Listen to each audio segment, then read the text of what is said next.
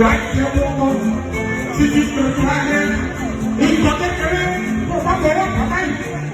over like you somebody who wants to hear and you have me and you're not alone with your love will take you down